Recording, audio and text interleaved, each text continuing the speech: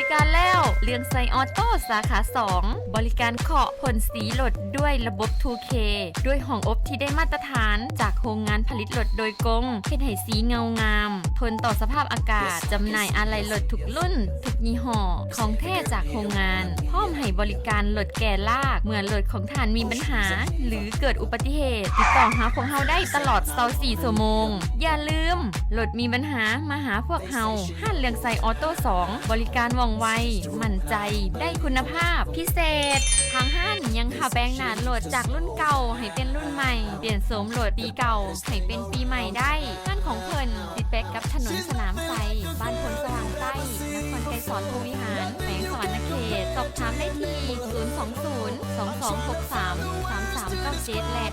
020 9619 0999อบอุ่นปลอดภัยมั่นใจต้องเรื่องไซออ